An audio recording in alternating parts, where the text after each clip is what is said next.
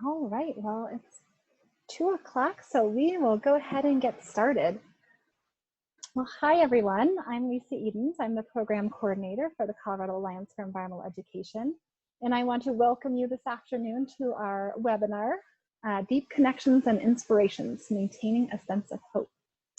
And before I introduce our awesome speaker today, I just want to share a little bit about the Colorado Alliance for Environmental Education.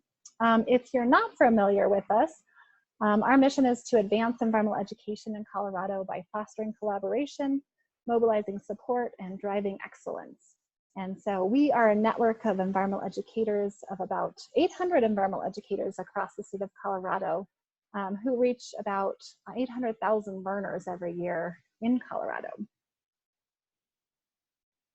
So one way that we hope to drive excellence in the field is through our monthly webinar series.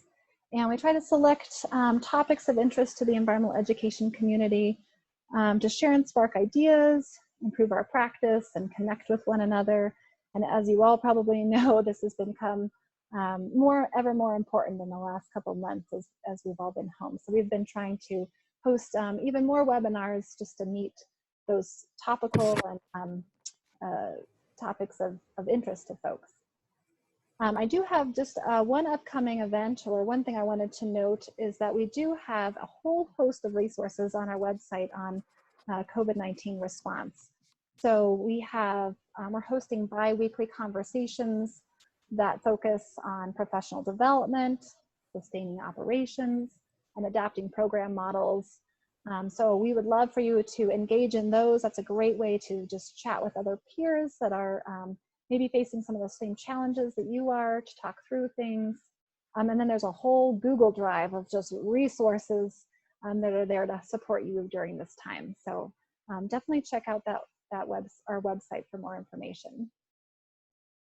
I wanted to just quickly thank our webinar series sponsor, Marathon. They've been sponsoring us for over 2 years now, so we appreciate their ongoing support. And then finally, I'm sure everyone is an expert on Zoom by now, but if not, we would love if everyone could keep their line muted, at least while the speaker is speaking, just to keep the background noise down. The best way is probably put a question in is using the chat function. And you can send a message just to the presenters or to everyone. It's a great way to share resources, to connect with one another throughout the webinar today. And you will all be receiving the recording, so no need to take notes unless you're a note taker. And then I did want to just take a minute to do a land acknowledgement before we begin today. So one way that we can support equity is by beginning our time with a land acknowledgement. So the history of the United States and Colorado includes a history of purposefully trying to erase Native American culture. So it's important whenever we can to center in the place we are and the history that brought us here, wherever in Colorado or beyond you're joining us from today.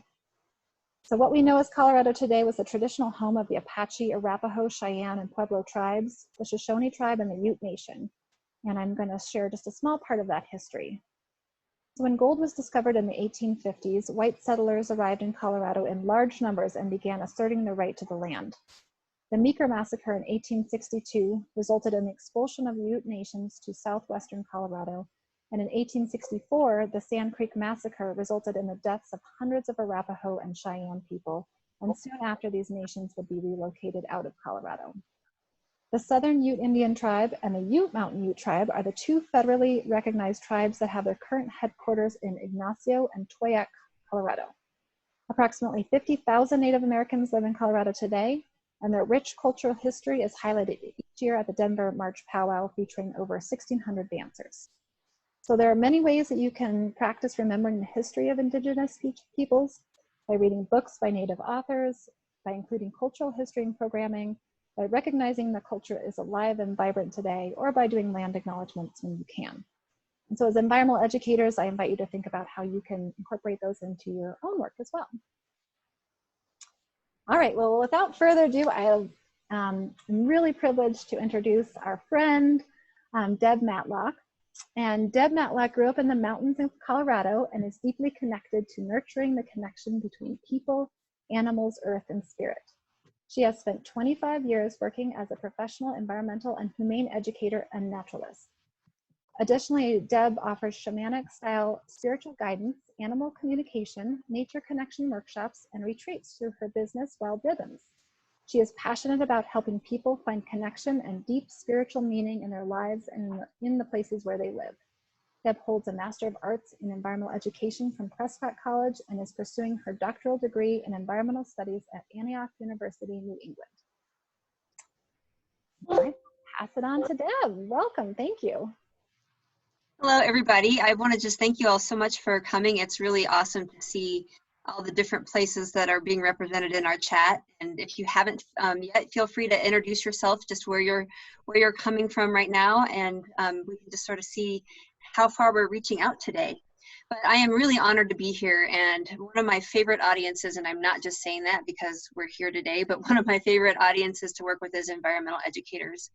And I always feel like these are my people, y'all are my people, and I feel like we are all like living in this world in a very unique and passionate way with an incredible drive and a lot of vision, and it's just an honor to be able to share some time today. So thanks so much for coming. As Lisa was saying, my passion in environmental education has been more than 2 decades long, and during that time I've seen environmental education ebb and flow and kind of take a roller coaster ride through its acceptance and its you know, being embraced by schools or a larger culture. And where environmental ed right now is, as far as I can tell, is one of the most important and exciting and challenging times that we've had as a field. You know, exciting because there's been momentum moving up to this pandemic. There's, you know, increased environmental education awareness in schools. There's been environmental literacy movements across the country. There's been No Child Left Inside movements. There's been all sorts of things that have happened in recent years that have sort of given a little push and a little bit of support to such an important field. Then now we have this time where we are in a pandemic, and many of us are not able to work the way that we normally do right now. Many of us have our summer programming and our very jobs challenged right now.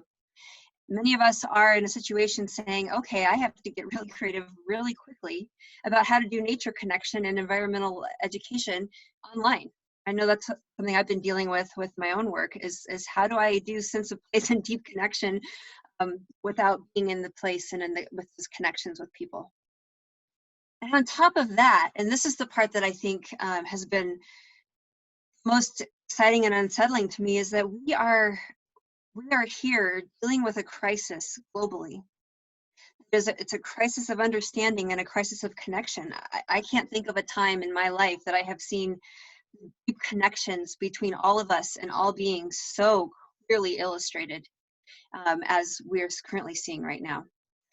Not manifesting in a way that is all that much easy to deal with and not pleasant, but at the same time showing us that this power, this life force that we live with is a non-stoppable thing. We've also got going on right now, I think there's an incredible yearning for nature and yearning for connection. I know in my own neighborhood, I mean, I work from home when I'm not in the field, and I thought I knew every dog and every family that ever went to our local parks, and I have seen people and dogs and kids out in the last few weeks that I did not even know lived around here. And, you know, people are out. I've got a garden in the front yard, and I've seen more families stopping this spring than ever before and kneeling down and then pointing to flowers and looking at these on.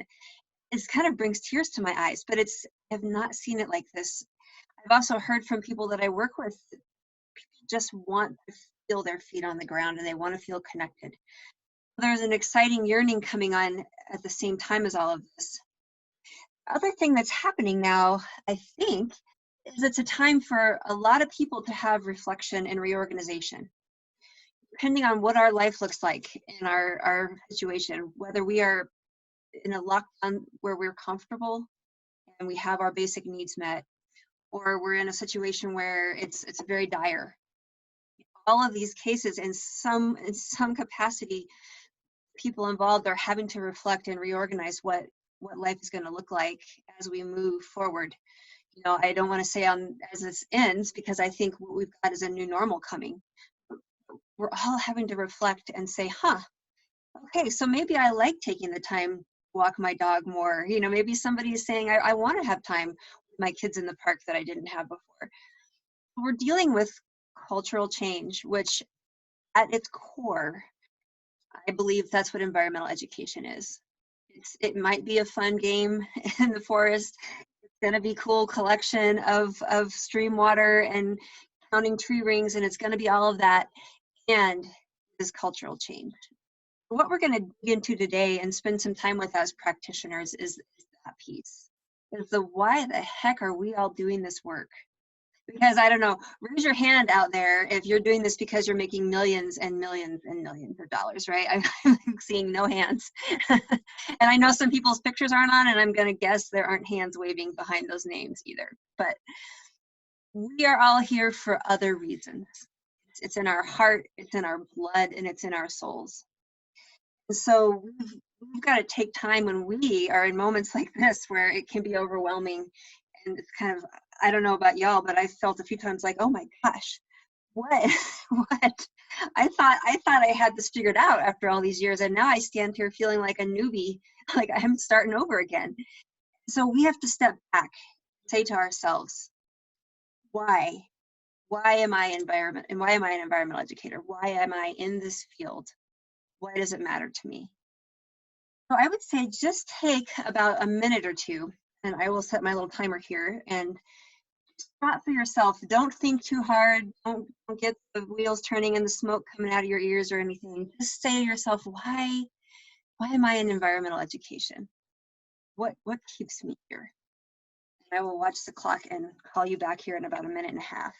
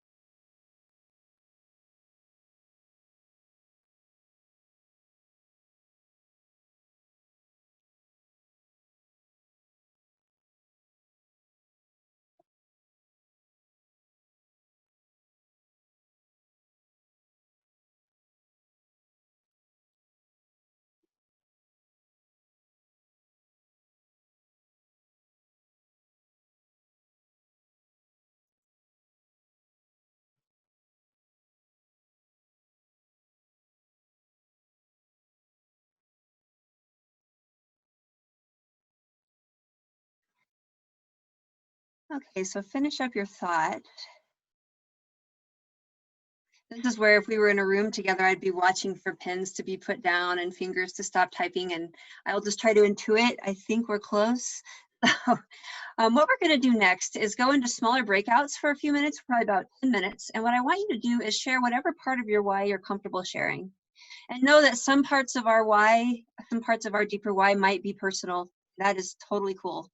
But what are the parts of the why that make you stay in environmental ed, that make you excited to still be here and willing to still meet with the challenge as it's in front of us? So let's take about 8 minutes and go into smaller groups and just share and get to know each other a little bit, introduce yourselves. We've got people from lots of different places in the country, it looks like, and then we'll join back here in eight or so minutes. All right, so I'm going to send everyone to a breakout room. So in just a couple minutes, you will see a message that's coming up that will invite you to join a breakout room. And you'll just hit join, and then I will bring you back in about 8 minutes, as Deb mentioned. So here we go. Make sure these all look good. All right.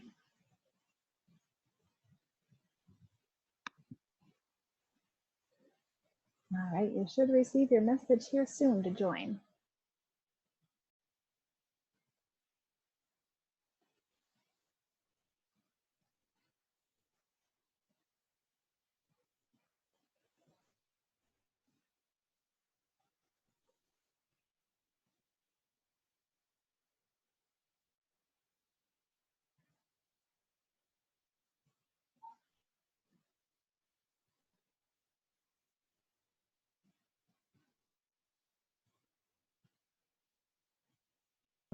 Lisa's here. Oh, I'm here. I hope I can join a room and do the rooms. So see how that goes. Hello. Oh, hi. Well, I introduced myself already. How about everybody else? I'm Kirsten Springer, and I work with Extension, CSU Extension up in Gilpin County, and do STEAM programming for them for after school and youth camp, which is usually on Fridays because they don't have Friday school.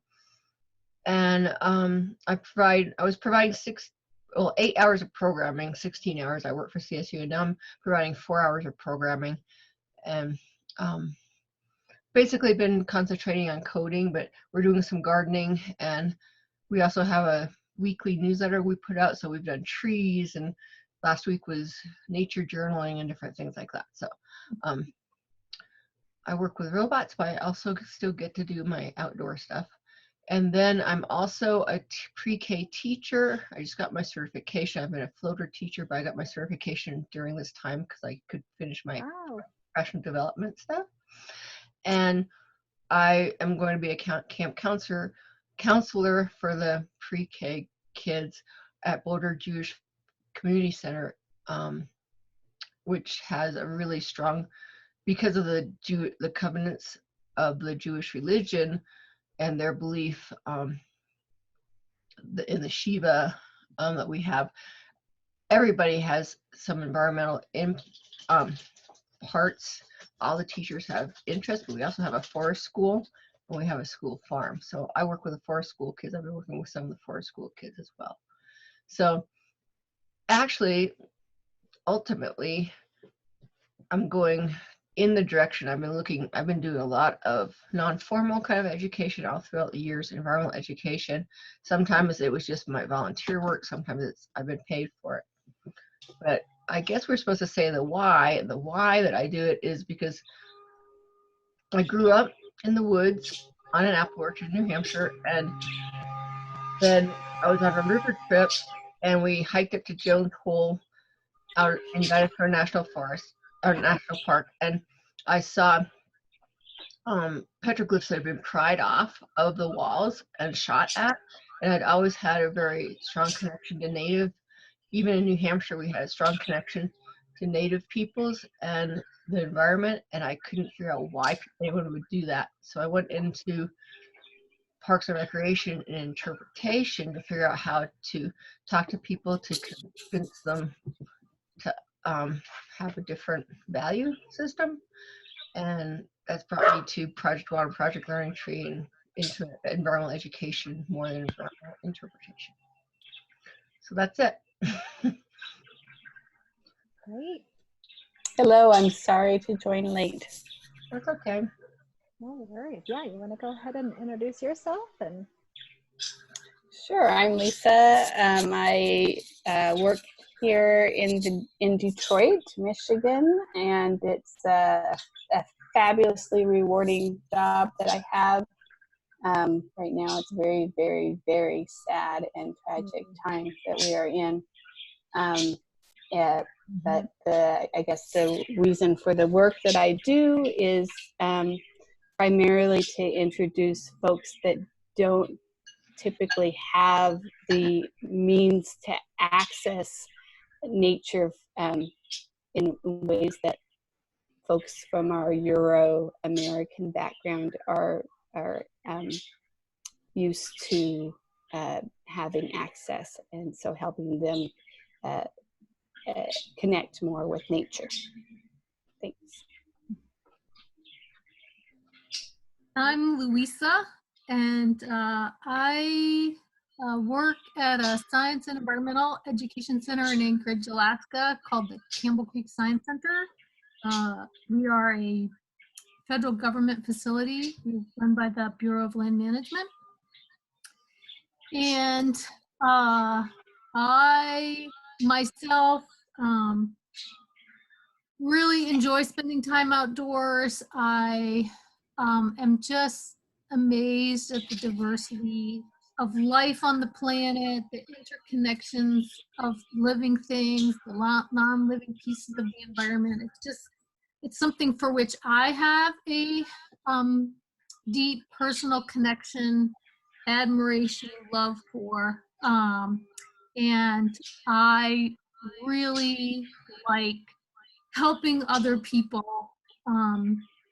of all ages connect to nature and deepen their own understanding and appreciation of it. And hope ultimately, I mean, they want people to feel connected and, you know, to help steward these resources that we have.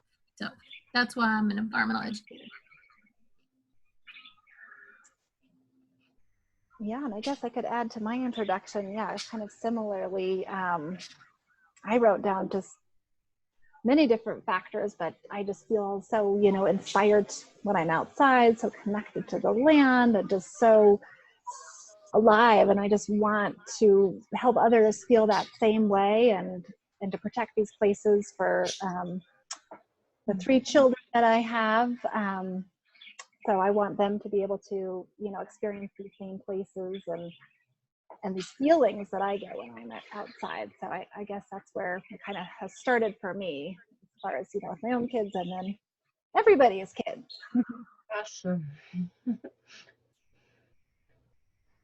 Yeah, we seem to have common, a lot of commonalities.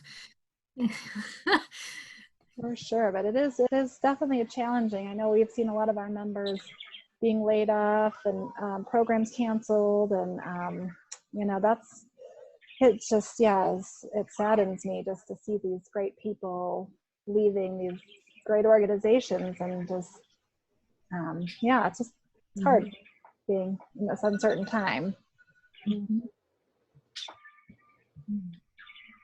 We have about 30 more seconds until I have to close these rooms. So Good to meet everybody. yeah, it was really nice to meet you all too. I think we're gonna do some more breakout rooms, so maybe we'll have a chance to talk more. And I didn't say I'm in Colorado, so that's where I am. So, like Lisa. Yeah, we've seen each other in person at one point in time. We'll see you back over at the big room. Okay, thanks everybody. It was nice to meet you. Yeah, nice to meet you. Glad to hear people calling in from all over. Yeah.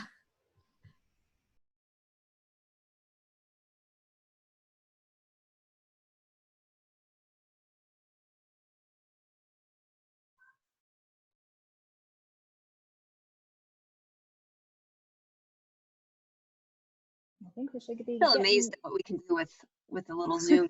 I mean, I know. I hope we get everyone back here in a few minutes here. With technology, I'm always like, is this gonna work today? It worked yesterday, right? But is it gonna work today? Oh, here everybody comes. There we go.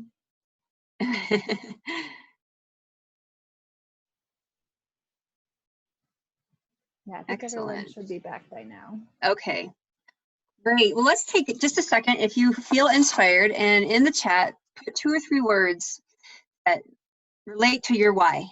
Just 2 or 3 words that kind of describe your why. It'll be fun just to see the words that we come up with as a group here as they go.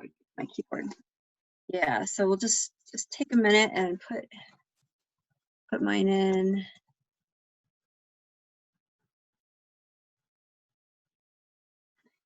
All right, connection, healing, sharing nature, compassion, empathy, inclusion, future, love, joy, spiritual, appreciation, resilience, inspiration, order, system, stewardship, peace, truth. Okay, so these are the words that really illustrate why I love working with environmental education people. I mean, look at the words that everyone's coming up with. This is why environmental education is so important. This is where the umbrella of environmental education lives. And whether we're doing science education or arts education or, you know, forest bathing or whatever we're doing under that umbrella, these are the words that create that canopy that is top of the forest. And these are the words that get us out of bed in the morning to go back to doing our work. And so it's really important, you know, if you feel inspired to take your words, them on a note card or a sticky note, put them someplace where you're going to see them, and remind yourself. I actually, the words I have them a few places on my desk, so I can just sort of see them, especially if I'm hammering out email or things are crazy. I can turn and go, oh, right. That's what I'm doing. I'm working for that. That is what I'm working for. So the next piece of this is, as we move forward into post-pandemic life, and as we move forward into what our jobs may look like, which may be similar to what we know and it may be entirely different, one thing we're going to have to be is creative and innovative. But the cool thing that supports that is that I actually think, people might say I'm biased, but I'm not going to own that. I'm going to say environmental educators are visionaries. So that, I think, is a statement. That is fact, but you can, disagree. But this is a visionary group of people, and your words here on the chat are illustrating that. So as visionaries, we have an incredibly important role to play moving forward. And I'm not talking about that as some kind of ego trip for all of us. I'm talking about that as like a humble act of service on behalf of life, humanity, nature, animals. We've got an important role. Before we go down that road, I would just love to hear, when you hear the word visionary, what kinds of things, do you have a definition or things that come to mind? Feel free to unmute yourself and just share what is a visionary? I think we're small enough to unmute. Unless nobody wants to share. I think it's a person that's not held back by barriers. Mhm. They can see beyond what's current to something that maybe doesn't exist, Mhm. and know how to put their dreams into action. Awesome. Yeah, not held back, dreams into action, seeing beyond what currently exists. Excellent. Yeah. Kirsten and then Sarah Dawn. A couple people in our group mentioned this too, and one of the words I put was future generations. And a visionary is looking forward and planning for future generations, basically. Yeah, they're looking forward, future. Yeah, awesome. Sarah, Dawn. And sorry, my chat is frozen, so I saw there's a message from Lori. Hi, Lori.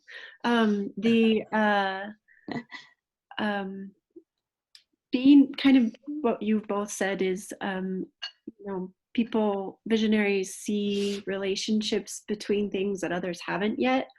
They make the connection between two things, and leaders make the future. Yeah. Connection, seeing things others haven't seen. In the chat, we've got creative out-of-box thinking, being able to dream alternative futures. So all of these things are words that with them hold incredible possibility and, dare I say, incredible responsibility. So for people like yourselves who can do these things, who can see the future, who can see what is and say what can be, then we have, okay, great. Well, now that I see that, I guess I can't just sit back and open up a bag of potato chips and watch Netflix all day, right? I'm going to have to do something with this now because otherwise I'm not going to be able to sleep. I'm not going to be able to live with myself. I'm gonna wager that that's something that we can relate to on some level out there. Now, today, what we want to do is play right now. Whatever you can to remove what you know is rational, which is really hard to do at times. We're going to dream about some ideas for the future of EE, relate absolutely laser directly to your why.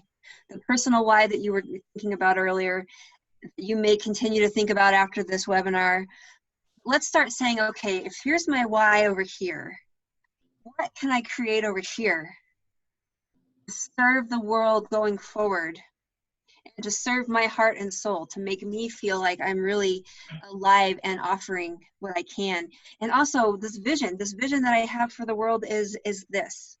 I want to see this. I want my life energy going towards this vision. So this is obviously a bigger topic than we're going to be able to totally, have.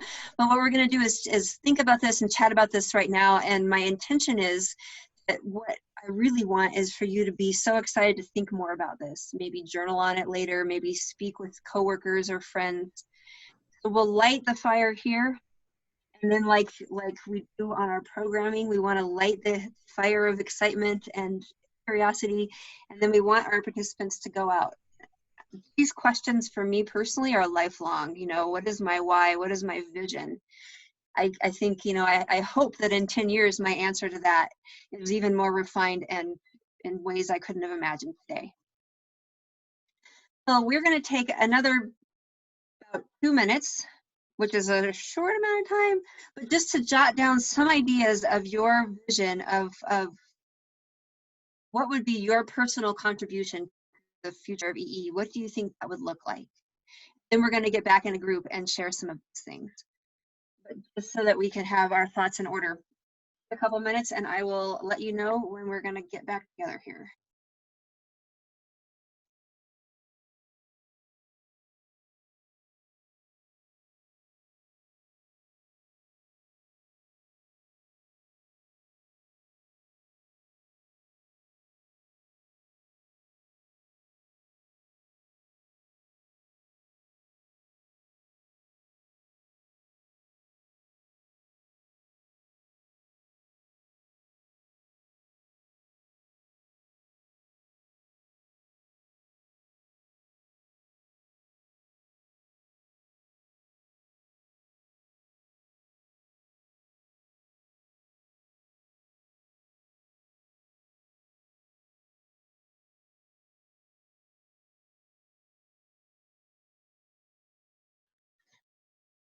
Okay, finish up the thought. Nothing like putting a whole life vision together in 75 seconds. See, EE people are amazing. We are going to chat now again in another breakout, and this time I want you to think about sharing whatever part of that future vision of EE that you want, and also as a group asking the question, what can EE do that it is not already doing? So feel free to share pieces of your own vision, and then the question is, what can EE do that it is not already doing? And let your minds explode with this question. Don't censor yourself. Just let yourselves rock and roll with this and play with it. And let's take for this, let's go with 12 minutes so we have some time together at the end in breakout rooms, if it works for Lisa. Sounds good. Yeah, and it All right, naturally puts us back into our same breakout rooms. Is that okay, Deb? Oh, sure, whatever's easiest. Okay, that's how it likes to do it. So we'll just We stick have with to that. make Zoom happy. Yes. So 2:45, I'll bring people back. Does that sound good? All right. Perfect. All right, I'm gonna open all rooms again, and I might move a couple people because we had a couple people drop off. So just 1 second. Let me move to.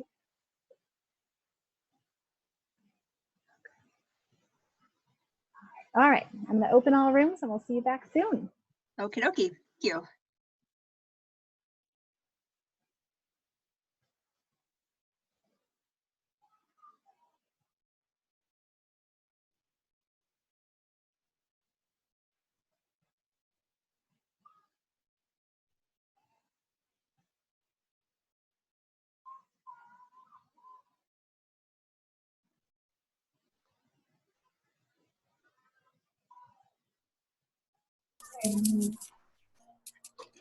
Lisa, you moved me. I know. Well, we a couple people dropped off, so then I had to combine a couple rooms. So we have. We're all. Oh, there we go. Okay. Lisa. Well, just quickly, I'm Lisa with CAE. I don't know if we want to quickly just introduce ourselves since we were in different rooms last time. I'm Kirsten in Colorado. I work for CSU Extension after schools, and I also am a pre-K teacher and camp counselor and hopefully program director at Boulder Jewish Community Center. I was supposed to be a program director, but that got cut this year because we're downsizing right now.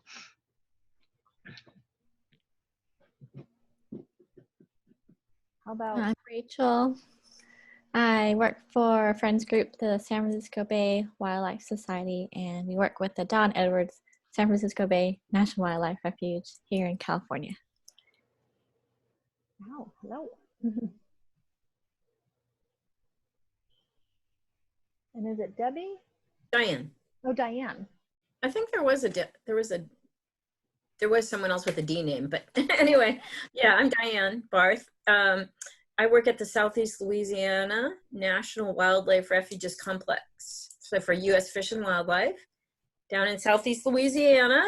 And I am a ranger and environmental education and outreach is what I do. So the favorite part of my job is the environmental education part, working with, I especially like working with inner city kids. Well, gosh, it's great to see so many people from all over the country. I feel like with these webinars, yeah, you can really reach across the country. Did anyone? Oh, go ahead. Where are you, Lisa? Our office is in Denver, and I'm calling from home in Golden, Colorado. Oh, okay. Yeah. Just up the road from her up Cool Creek Canyon. So. Yeah, not too far. Did anyone want to share their personal contribution, their vision? Oh, that's a hard one. Right now, I told the group before that part of the Boulder JCC, we have a forest school.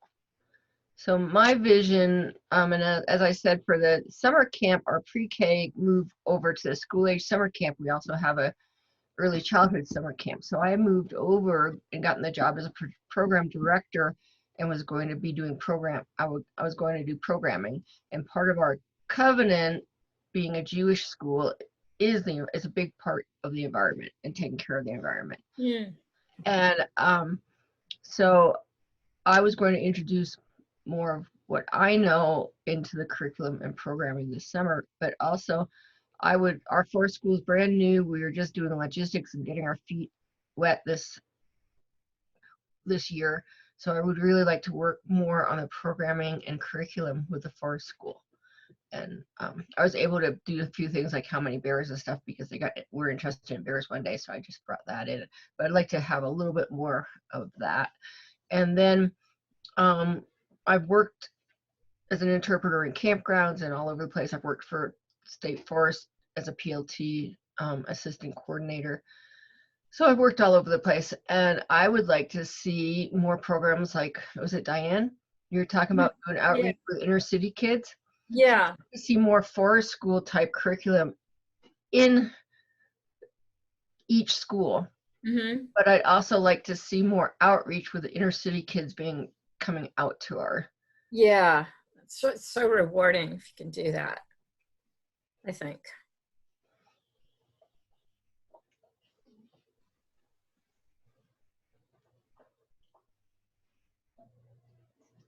Yeah, I think just when I was writing down words for, my personal contribution, the first thing I came up with just like sharing my passion. And I feel like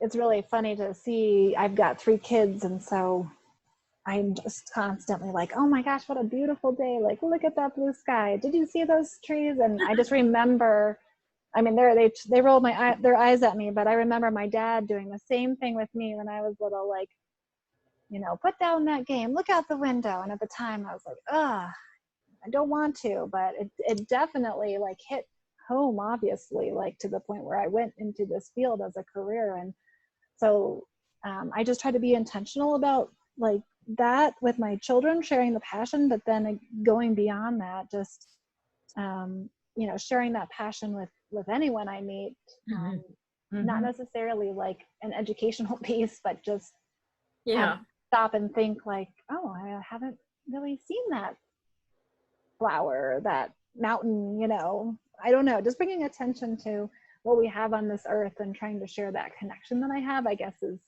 one way that I'm trying to at least pass that along. Yeah.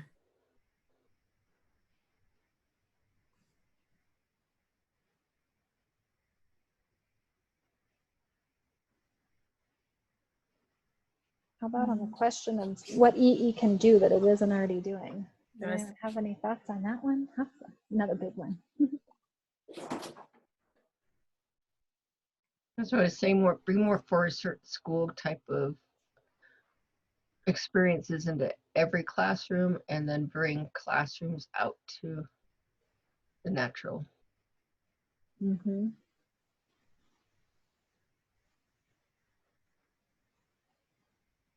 Yeah, we've tried to, I think it's been a couple of years, we were trying to kind of come up with a slogan about kind of EE is like every day for everyone, or every decision, or I think we were trying to play around with all those Oh, words, but just kind of what I want to instill is like, you know, in every decision that you're making, we want every person to be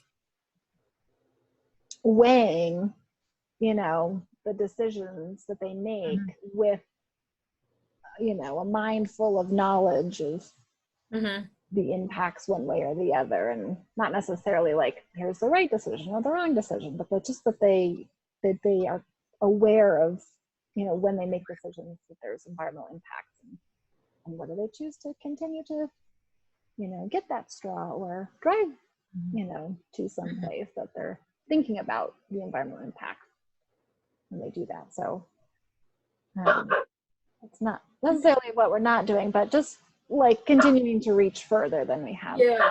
Well, Lisa, my graduate work, some of my research, that's that continuum right there. You make people aware, and then they build an understanding and appreciation, and then they take action. So that awareness is a key point. It is, yeah. Yeah, it really is.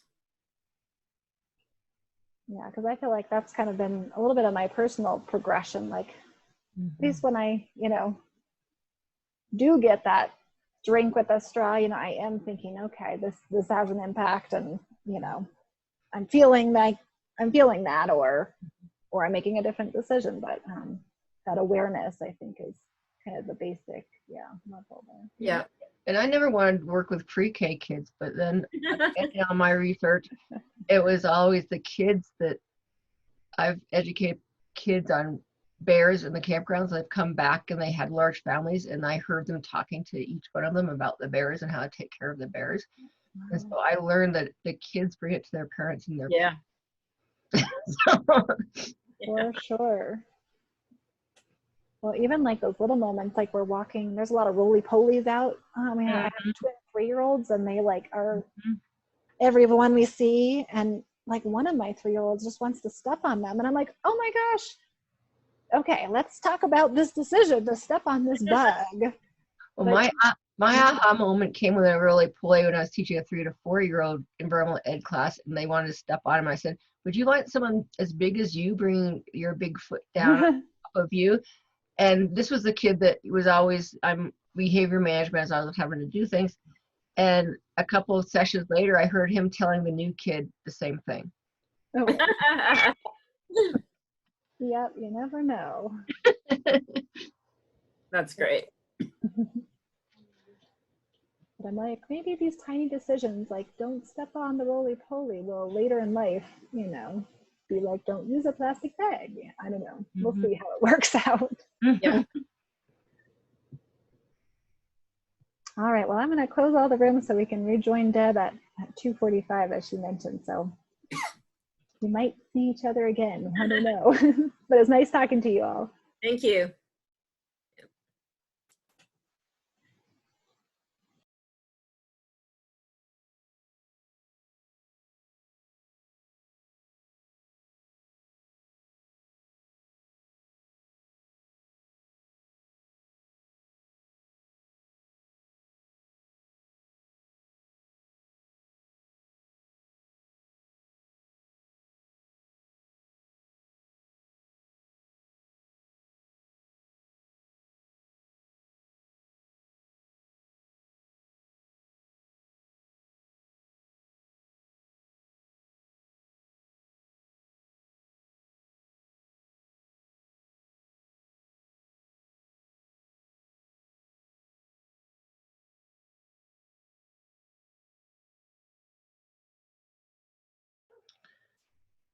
Hey, Deb, I just made an observation. A lot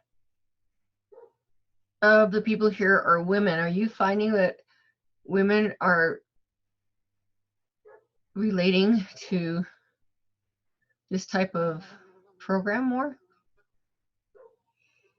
No, I haven't noticed that, but this is the first time I've done this particular webinar, but yeah, I don't know.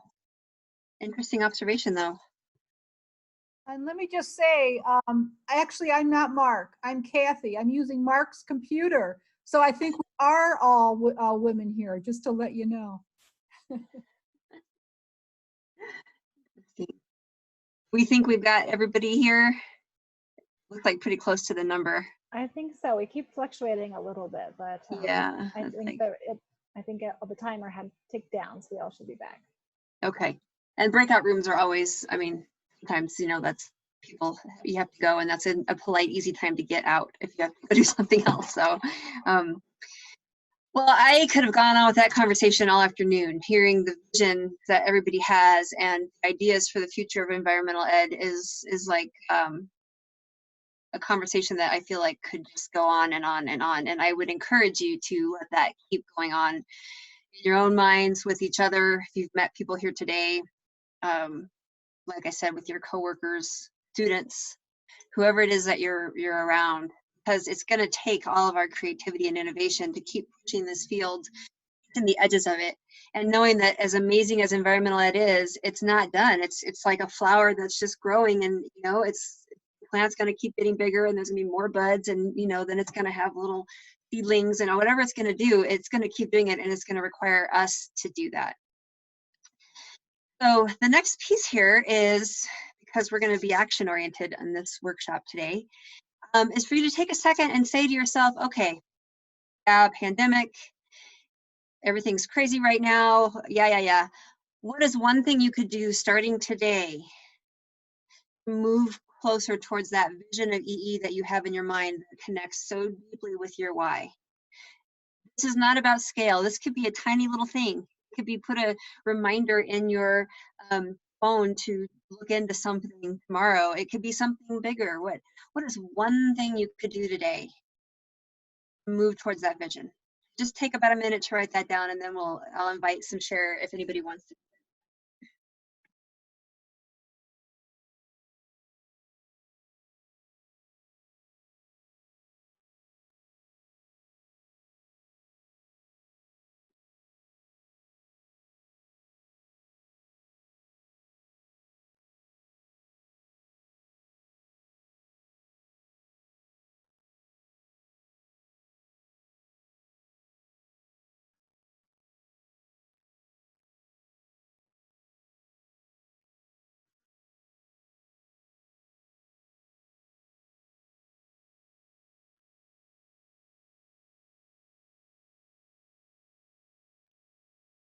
Okay, if anybody feels inspired to share your action, I think we're small enough. There may be a little bit of talking over, but I'll try to keep track of who.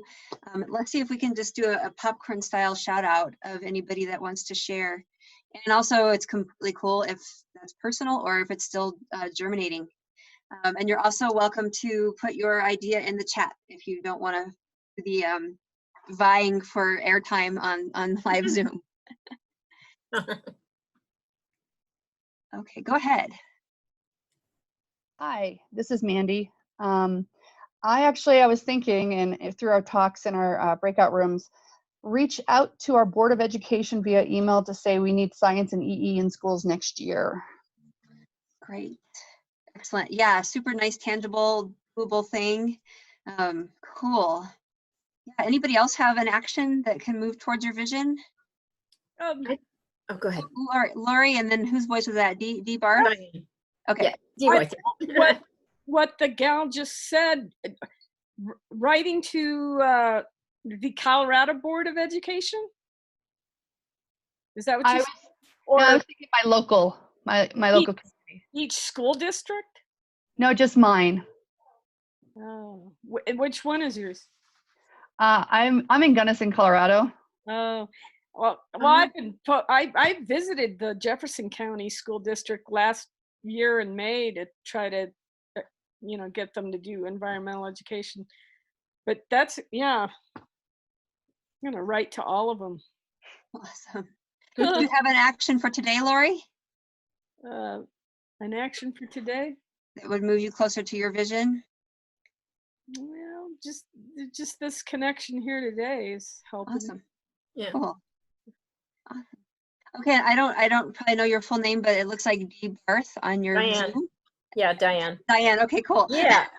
Well, one thing that, and it's kind of related to what we're doing now too, but I really need to keep connected to other environmental educators now more than ever. Yeah.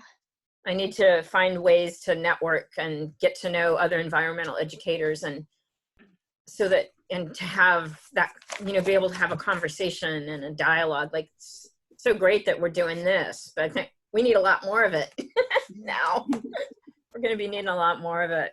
I feel like that. Yeah, awesome. Yeah, finding ways for more connection with other AE folk. Yeah. Yeah. That's a good action. Yeah. Anybody else want to share? Deb, I have one. I started connecting with some of the forest school groups, and I was looking forward to the CAEE conference because there was going to be a presentation there, and just going out and refreshing some of those connections. Yeah, so refreshing connections, doing a little bit of that one-on-one networking or some of those. Yeah, I think that's a great one. Networking and keeping those connections alive can go all kinds of ways that we may not even know in the moment. Sure. Anybody else want to share their action?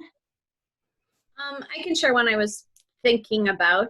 I started in environmental ed, and I'm now a public school science teacher. So I think more about kind of how I can infuse this into things that I'm doing in the classroom and kind of reach the kids that don't get the experience at an environmental learning center, nature center, or whatever. And right now I'm thinking a lot about what might happen next fall and how I'm going to teach science from a distance. But I think one of the opportunities there is that I can get kids to walk out their door and look at what's right there. And we talked about that a little bit in my small group, how environmental, it doesn't have to be a huge thing. It can be the nature that's right outside your window and right in your backyard. And so I think even if we do, maybe especially if we do end up doing distance learning, it's kind of an opportunity for me to design lessons where I tell kids, you know, go walk outside and make some observations and spend time in your backyard and look around. Carrie, I don't know what age group or where you're located, but Project Learning Tree, I don't know if you're familiar with Project Learning Tree, they have a lot on their website for virtual stuff. Oh, okay. And some teacher trainings as well, and some new books. I've been to their workshops, but it was a long time ago, so I'll look at it again. I haven't pulled it out in a long time, so thanks. Good suggestion. That sounds like deep-hearted, place-based education kind of stuff there. Like, yeah. Anybody else want to share an action that you can do today to move towards that amazing vision? Get everybody who wants to. Looks like we've got a couple in the chat more involved with the forest school movement. Nominate a phenomenal Detroit Nature Connection leader for the outdoor Afro board position. Cool. I just encourage you to keep thinking. And honestly, so here's a little fun thing we could all do is just each day ask ourselves this question.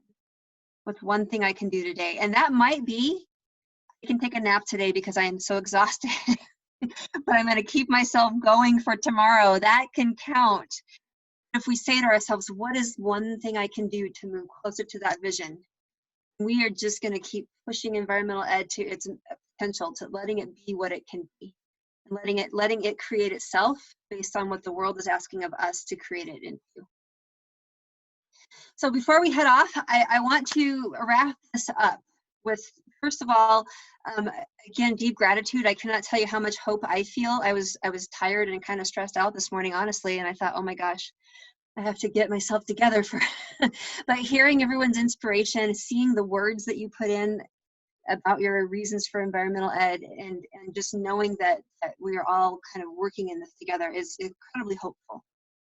And hope has a lot of definitions, and there's a lot of cool poetry written about hope, and there's a lot of, you know, people use it in songs and all that sort of stuff. I think hope kind of has, in my mind, it has three parts, like three legs to a stool. One of them is it's a purpose. Hope has a reason for being there. And I think in our case today, perhaps hope is that larger why. Like, why are we doing this? What is in our heart? That is hope right there. Second piece of hope is a vision. So that hope doesn't just fall flat and lay there on the floor looking all cute by itself. You know, it's got to have that vision of where is hope supposed to take us. And we've talked about that with the future of EE. What is that vision? What can it be?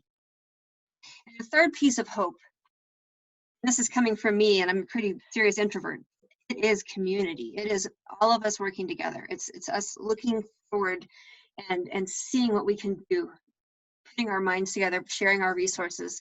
And I have been profoundly humbled over the years that I think environmental education is one of the most collaborative, community-based fields. In fact, I went to a conference recently that was a business conference, and I felt really much out of water, because there was this different feeling in there. It was a social media business conference, and it was just, it wasn't collaborative, it wasn't sharing, it was a little bit more guarded of who was doing what. And I was so used to going to conferences where everybody was sharing all their ideas and giving away their program plans, and just trying to all work together. And it is such a strength of this field. It is a community, and this is what's needed right now. So in my mind, those three pieces of hope are embodied by environmental educators like y'all. And so I just really want to thank you for your time. And I am always happy to chat further. I really love connecting with folks. I'll put my email here in the chat. Definitely, please feel free to reach out. And otherwise, I just wish for you all the best getting through the lockdown or whatever situation you're in where you are. And I wish you deep creative inspiration and innovation as you move into the next phases of whatever your jobs are demanding of you. And thanks so much for coming. If there's any thoughts or questions, feel free to come out. Otherwise, I am finished with my part here. I also found you on Twitter, and for the woman who said you wanted to have more connections. I love Twitter and academic Twitter and Twitter chatter, and there's so many different, sub communities. But I found you, Deb, on Twitter, following you. Let's be Twitter friends. Excellent. Excellent. And I'm Sarah Dawn H at Twitter. Oh, cool. Okay. Yeah. So there's some connection right there. Yeah, and I suppose if anybody wants to put any contact or things like that in the chat, if you're looking for community, that of course is welcome. Cool. I wanted to be sure, Carrie, that you understood Kristen when she talked about PLT. One thing she said was that PLT has information on their website about virtual programming. So don't restrict your thinking just to the books. Be sure to reach out, check the website out for the virtual. You may get some new ideas. Well, I will take a look at that. Thank you. Mm-hmm. I have another meeting at 4, so I got to buzz out, but thanks everybody. This is great. All right. Bye, y'all. And I just want to thank Deb so much. Thank you, Deb. Even in your frazzled state, it was fabulous. I always learn something new from you. I always feel inspired, and just hearing you read those lists of words literally gave me chills. So, so I appreciate you putting this together on short notice, and with everything else you have going on. It's always great having you. And thanks to all of our participants for today. And I'll be following up with an email with the recording and a short evaluation. If you have time to complete, that would be great. But as Deb mentioned, everyone stay safe and well, and we hope to connect with you in another way in the future. All right. Take care, everybody. Thanks, everyone. Bye, everyone. Stay well.